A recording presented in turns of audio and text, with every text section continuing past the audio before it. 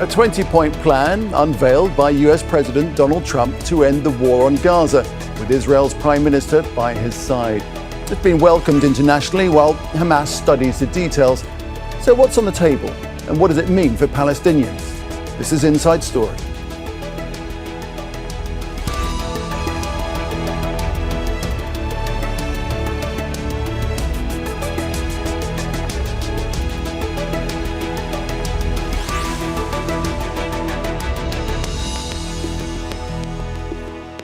Hello there and welcome to the programme. I'm Nick Clark. So, a 20-point plan unveiled by US President Donald Trump for a ceasefire in Gaza, with Israel's Prime Minister Benjamin Netanyahu at his side. Hamas is studying the proposal, with Trump threatening that he will give Israel a free hand for more war if Hamas does not accept the plan. The move has been met with widespread support internationally. Qatar, Saudi Arabia, the United Arab Emirates, Egypt, Jordan, Turkey and Indonesia have all welcomed the plan, voicing confidence in Trump's efforts to find a path to peace. For Palestinians, Trump's proposal says no one will be forced to leave Gaza, a sharp U-turn from his earlier so-called Riviera plan to turn Gaza into a tourist resort. So is this really a political breakthrough to end the war and Israel's genocide? And what does it mean for Palestinians? And what will Netanyahu do next with opposition within his far-right cabinet? We'll get to our guest shortly, but first, with more detail on what's been proposed, this report from Alexandra Byers. President Trump's 20-point plan for Gaza starts with an immediate ceasefire, the return of all Israeli captives within 72 hours, and the release of hundreds of Palestinian prisoners. But then it goes further. Hamas is to lay down its arms and have no role in the future governance of Gaza, which will instead be run initially by a technocratic Palestinian committee, overseen by an international board of peace, including former UK Prime Minister Tony Blair, and led by none other than Trump himself. The UN will provide humanitarian relief, while major economic redevelopment will be driven by Trump, with global investment, tax breaks, and job creation. Hamas says it's reviewing the plan in good faith, but the peace plan still came with a threat of violence. Hamas rejects the deal, which is always possible. They're the only one left. Everyone else has accepted it. But if not, as you know, Bibi, you'd have our full backing to do what you would have to do. The deal was given early support in a joint statement by the foreign ministers of Qatar, Egypt, Jordan, Saudi Arabia, and others, underlining their confidence in Trump's efforts to achieve peace. Yet despite the plans for a ceasefire, Israel's bombardment of Gaza City leveled more buildings overnight into Tuesday. We closely followed Trump's 20-point statement. Most of these items serve Israel, not the Palestinians.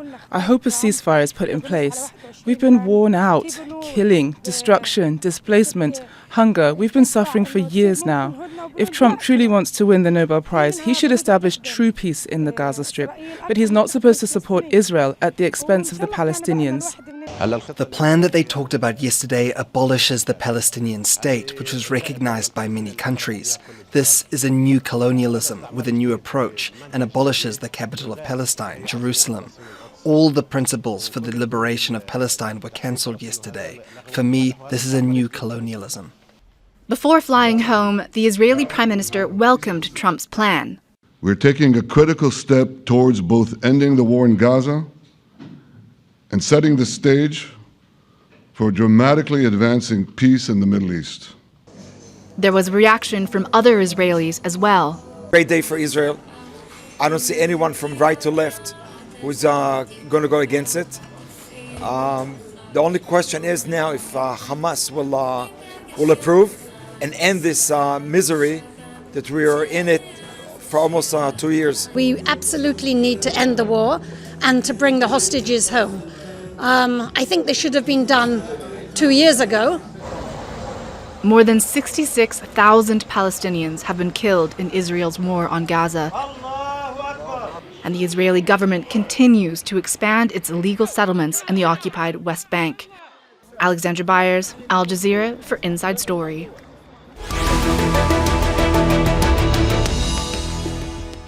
Okay, straight to our guests. In London, we have Salman Shaikh, a founder of the Shaikh Group, a peacebuilding organisation.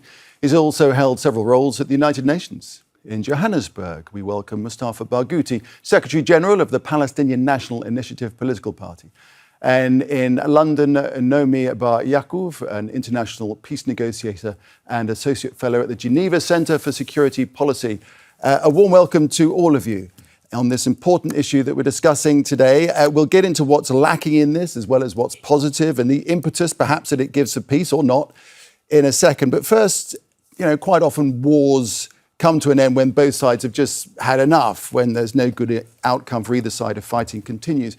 Do you think we're at that point that, despite the lack of details in this, apart from everything else, that the timing could just be right for this framework to enable and end, possibly, the war as it stands, and that it could be sought and achieved?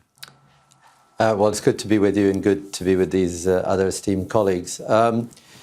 Yes, of course. I mean, there's been too much pain for Palestinians, especially in Gaza, and of course for the hostages who are languishing, we presume, in these tunnels. But that may be the orthodoxy. The kind of agreement that one comes to still determines whether the guns fall silent. And I think there are serious worries that what I don't yet see as a plan, by the way, I see this as principles, can be turned and redefined as Netanyahu is trying to do, so that actually Hamas, which hasn't yet agreed to this, feels that it has no choice but to continue.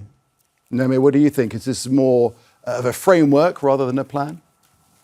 Yes, I was going to say that, if it's principles, I think it's more of a framework. I would, because the devil is always in the details in these agreements, and these have not been filled. And of course, they're open to interpretation, and they're open to manipulation, and they're open to obstruction. So I think, yes, I would view it as a very broad framework. And in order to make it work, we need the states from the Gulf and the neighboring states, namely Egypt and Jordan, of course, Qatar and the UAE and Saudi Arabia, as well as now Turkey has joined the mediation process. We also know that Indonesia and Pakistan have a stake in this. So I think it shouldn't be a US-led initiative. It has to be a joint initiative in order to work. And there needs to be an implementation mechanism, namely a monitoring, verification and compliance mechanism. Otherwise, a kind of, some sort of mechanism to be able to resolve disputes promptly. Otherwise, it doesn't stand a chance, unfortunately. To Johannesburg, Mustafa Barghouti, how do you assess where we're at now? Well, of course, the only specific things in this plan is the release of the Israeli captives, exchange of prisoners, and provision of humanitarian assistance. And of course, all Palestinians want this war to end. I mean, we've been subjected to genocide, and we've lost 11% of our population in Gaza who were killed or injured. And people aspire to have peace. And of course, this would not have happened if it wasn't for the Israeli failure in committing what they were planning to do, which is the ethnic cleansing of Gaza. But on the other hand, what we see here is a very biased position from the side of President Trump. He negotiates with the Israelis the details, and then he offers an ultimatum to the Palestinian side. Either you take it or leave it. He doesn't even have any space for negotiations with the Palestinian side, and that is unacceptable. The other very important thing is that, and by the way, when he says he's going to give Israel free hand, he has been giving Israel free hand for the whole period when he was governing, and it wasn't even free hand, it was a hand full of bombs and explosives that were thrown in Gaza. But the biggest problem in this plan, it's called a peace plan, but it doesn't really bring peace, because it ignores the very basic reason why we have all these troubles, why there was 7th of October, which is the Israeli military occupation of the Palestinian land and the apartheid system that Israel has created. And it doesn't speak about the right of self-determination of the Palestinian people and their independence. Without that, how can we have peace? Okay, And we'll get into in that addition more. to We'll that, get into that the more, plan, Mustafa, the plan as we go on in the show, if you don't mind. many minds. Yes, Yeah. please. So, Salman, I just want to take it on something that Mustafa said there, that we saw that woman by the sea in Alexandra's report by the sea in Gaza, who was saying, that most of the points in this plan are, said Israel and not the Palestinians. Well, they're loaded first up in that way. Apart from maybe humanitarian aid coming in, there's very little that the Palestinians can look forward to, and it's highly conditional, even for the international community. So I tend to agree with her. I think somebody also said this is a way for Trump won't win the Nobel Peace Prize. Well, on the basis of this principles, he won't. There has to be another stage right now. Now, we do have to build on the momentum. The fact is that, yes, Arab and international countries, Europe, as well as the Islamic world, have come together, and they are talking about a Palestinian state, and they're trying to find a serious, credible pathway to that in a limited time period. So now is the time for President Trump to actually preside over another process which actually fills in those gaps so that we can actually get to that, and that would actually enable Trump to be the peacemaker that he says he wants to be. Without that, I'm afraid, yes, it's like a Swiss cheese. And what will happen is that Israeli forces, as we've seen in Lebanon and elsewhere, will still reserve the right to continue to attack Palestinians on the ground. Even one rifle will be enough justification for that kind of military action, which would make the role of the international community and the stabilization force, which in principle I support because it should be a protection force, which is interdicts between Israeli forces and Palestinians on the ground, it will make their job impossible. The final thing I'll say is that the most important thing I take away from all of this is the word internationalization. This is a process which deserves to be internationalized. We cannot rely on this cozy deal-making between the United States and Israel. This is why the involvement of others is so important, and this is why we need to now move to another stage whereby which we actually can make these principles work. But before we move to that next stage, Nomi, there is this question of trust, isn't there, as far as Hamas is concerned? Because already Benjamin Netanyahu is reshaping the narrative that we saw at the press conference with Donald Trump that he laid out there, and saying that the Israeli military will remain in most of the territory as opposed to withdrawing. Yes, and he also said that there'll never be a Palestinian state, and that is very clear to, he said that is very clear to him and to President Trump, and I beg to differ. I think that there is a wide gap between President Trump's perception, from what I understand when he meets with Prime Minister Netanyahu in private, and what he presents in public. So that unity that they present in public isn't necessarily what he presents in private to him. But you can see from for example, the lead editorial of Haaretz, a leading Israeli newspaper today, is saying, President Trump, I'm quoting, don't let Netanyahu nix your peace plan. So there is a great awareness of Netanyahu having obstructed the process, the ceasefire process for so many times over the past 2 years. The Israeli public too is very wary that he may want to derail this very, very quickly. And of course, there's no timeline in the program. That's why I said in the framework agreement. That's why I said at the outset, it's full of gaps, and you need to fill them in order to make it work, and do it quite quickly and do it collectively. So I agree with my friend Salman that we need to do that. It's very good news that the international community, and namely the leading Arab states and Muslim states with a stake here, are involved, but they have to all be involved on an equal footing. This cannot be a process where one has a greater voice than the other. They're the ones that live in the region, and with all due respect to the US, they are sort of Mediterranean and Atlantic, sort of the distance is sort of there, and they haven't proven to be good mediators or negotiators in the past. And I think we need to really move forward and make this work. One thing that is really missing in the program is the West Bank. Our friend here, Dr. Mustafa Barghouti, lives in Ramallah. And it's, he can give evidence. It's not for me to say about what's happening in the West Bank at the moment. But I think it's pretty clear that the West Bank would head the way Gaza is heading unless there is an urgent international intervention. And the statement made today by Qatar and the UAE and Saudi Arabia and Egypt and Jordan and Turkey, Indonesia and Pakistan, stating that the West Bank and Gaza have to be, the end goal. The Palestinian state has to include the West Bank. It's missing from the actual statement. It's missing from this framework agreement, and that is a big omission. And I think there are an awful lot of gaps to be filled. And the key to it would be to work together and to set up urgently a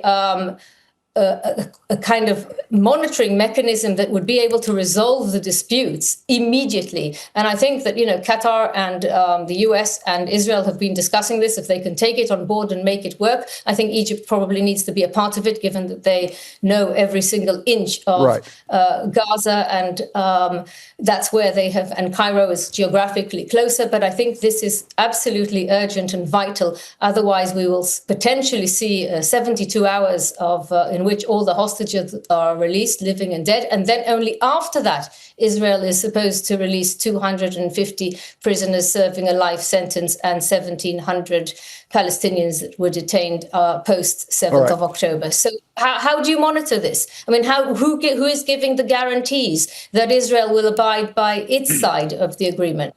Okay, and I think Mustafa, that's just going to jump in there, Nomi. Mustafa, run with that for a bit on the West Bank. Just tell us more about that situation, because, of course, it is a major flashpoint, to say the least, which must be surely central to any overall agreement. Look, there are 4 mines in this agreement that will explode it for sure. But one of them is, what will Israel do after receiving their captives? What are the guarantees that Netanyahu will not go back to war? And I don't think there are any guarantees, especially because Netanyahu openly and publicly in the press conference gave himself the right to decide whether there is something happening that would allow him to reactivate the war. That by itself, in front of President Trump, is a huge mine that Netanyahu could use after he gets his captives. Second, there is no clarity about the Israeli withdrawal from Gaza. What we see here is that this could be a very extended period. And even at the end stage, Israel would want to will maintain a control over 25% of this little Gaza, which is only 140 square miles. That's another mine that could explode the whole thing. The third one is this whole idea about a foreign rule of the Gaza Strip, by which law they want to bring Tony Blair to run our lives. We've struggled so long against British colonialism, and now we want to bring back British colonialism in addition to the Israeli occupation, and we know very well how much Israel has leverage over Mr. Blair. I think it's a most awful idea to deprive Palestinians the right to rule themselves. And finally, and that relates to your question, what happens to the whole idea of Palestinian independence and end of occupation? There is nothing there that would guarantee that. Only they speak about maybe with reforms imposed on the Palestinian Authority, and if it is really doing well after maybe years or decades, maybe there will be some path towards self-determination. Come on. And what's happening meanwhile?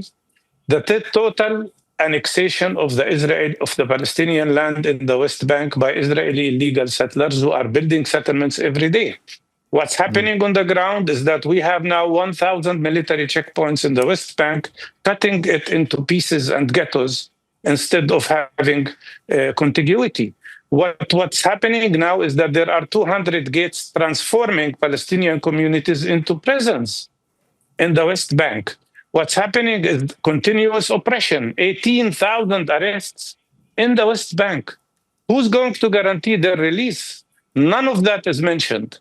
So in my opinion, there are so many mines here, and the Palestinian rights have been ignored so much that it is really going to lead to very severe instability, even if the Palestinian side accepts it. Okay, we're getting slightly ahead of ourselves to a degree, aren't we? The question would Salman. be, how Sorry, can we Mustafa, guarantee stability? we need to move on. I do beg your pardon, but we do need to move the show on. We are getting ahead of ourselves slightly here because before anything happens, Hamas has to agree to it. What do you think they'll do? Well, the soundings we're hearing is that they're studying it, but I don't think they're very positive about it. At a minimum, they want to guarantee the end of this conflict. They have agreed about a year ago to this sort of technical committee in terms of governance. And then when it comes to security, I believe perhaps certain ideas which are even in this principles could be there. But the idea of a disarmament, I don't think is something that we will see happening overnight. It would need to be in a framework, again, which at a minimum is the end of conflict. So Hamas may well disappoint a lot of people by putting forward its own ideas, its own interpretation, which is again why I come back to the point that we need to, we can't lose this moment, but we need to find a continued momentum which involves the key Arab and Islamic countries as well as Europe, with the United States as the guarantors to work these details out. And perhaps this should be in the form of an international conference, or perhaps there should be an annex or a side agreement or something like that. The kind of things that someone like me who's been involved in peacemaking has seen before. So it wouldn't be unprecedented. Nomi, what about the momentum within Israel on this? What is the sense there, especially given the far-right elements in Netanyahu's cabinets, Messrs. Smotrich and Ben Gvir, who hate this plan? Yeah, I think we're giving too much attention to Smotrich and Ben Gvir, and we need to focus on the majority of the Israeli public and the majority of the members of the Knesset, and they would like to see this plan implemented, not only because they would like to see the 48 hostages back, they would also like to see an end of the war and an end to the isolation of Israel. I don't think they feel that they did not choose the war. They feel that the prime minister was chosen, meaning elected 2.5 years ago, because there was a vote for change. But the public is deeply disappointed with the government. So even those who voted for him, they would never be voted back into power today. And if they leave the government, which they may, then there will be there are two options. Either there'll be early elections. Elections are currently scheduled for November 2026. And it's 3 months from the day the government falls that elections take place. Or the leader of the opposition, Yair Lapid, had offered a safety net to Netanyahu, meaning that if the Smotrich and Ben Gvir's parties leave, then he will join and other parties will join too, in order to ensure that this deal comes through. But they're not planning to bring the deal for a vote anyway, in order to avoid this problem, because they want to stay in power. What they're planning to bring to a vote is only the ceasefire part, which is the 72-hour part, which I spoke about earlier. So the bottom line is I don't think that this deal will come to a vote, and no time soon. This evening at 8 o'clock local time, they're going to meet in order to appoint the new, very radical Netanyahu crony, new head of the Shin Bet, given that Netanyahu is replacing all the security chiefs and anybody in any kind of position of power with loyalists, with rather extreme agendas. So this is what they're going to meet, and I don't think that Netanyahu is planning at present to bring this to a vote. Mustafa, can we say that this plan, this framework, brings to a close the concept of the Gaza Riviera plan, which would have involved the forced displacement of Palestinians that was much touted by Trump at one point? Absolutely. I think that's the most valuable thing here, is that the whole idea of ethnic cleansing of the people of Gaza is gone. And that's the most important thing for us, because I do believe if we Palestinians stay on the land, whether in the West Bank or in Gaza, we can guarantee the future. And if Palestinians are forced out of Palestine, then that's the end of the Palestinian issue and the Palestinian rights. So yes, it's important. And we have to consider that Netanyahu even would not have agreed with this plan that has so many flaws and mines if he could achieve the ethnic cleansing of the people of Gaza, but he failed. If he could destroy the Palestinian resistance, but he failed. If he could bring back the Israeli captives through military means, but he failed. So practically, this is a reflection of the Israeli policy failure. It's a reflection of the Israeli army failure.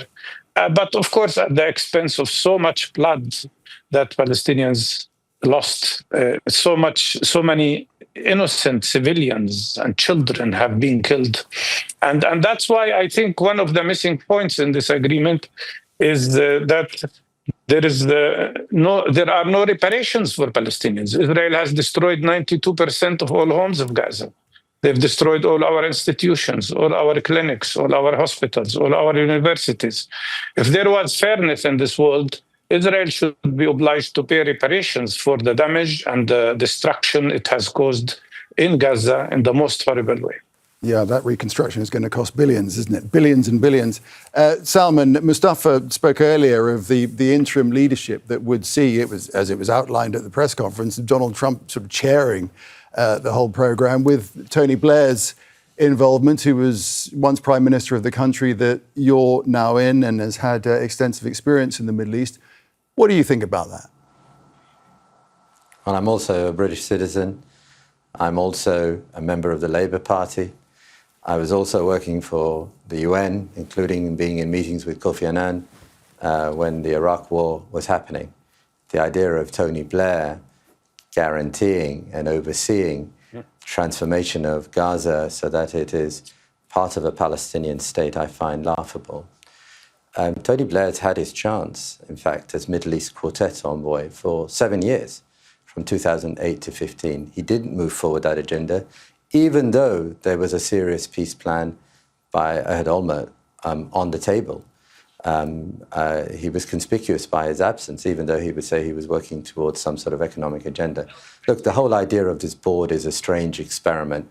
The only positive thing I can see is that, yes, President Trump should be personally engaged, and it's in his interest, that personal interest, which is always the case, that this be successful.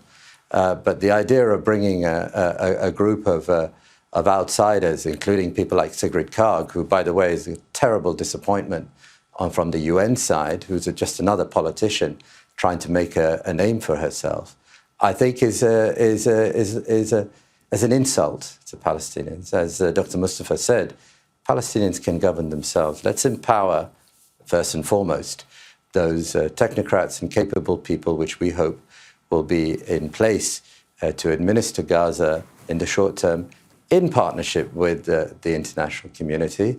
Let's do away with this board and let's put in, as Nomi said, a proper monitoring and verification mechanism where all sides are judged, including the Israeli actions. And by the way, having worked for the Oslo architect Terry Rod-Larsen when he was Middle East peace envoy, the thing he always said is that the fact that, well, many would say that there are other reasons Oslo also didn't work, but one of the reasons said was that there was no credible referee or judge in terms of what was actually happening on the ground. In this case, I don't see this board as being a viable monitor or referee at all.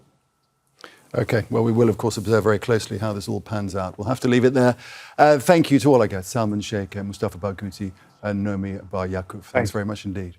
And thanks, too, to you for watching. We'll be keeping an eye on developments. You can follow the progress anytime by visiting our website at aljazeera.com. And for further discussion, just go to our Facebook page. That's facebook.com/AJ Inside Story. And, of course, you can also join the conversation on X. Our handle is at AJ Inside Story. From me, Nick Clark, and the entire team here in Doha, it's goodbye for now.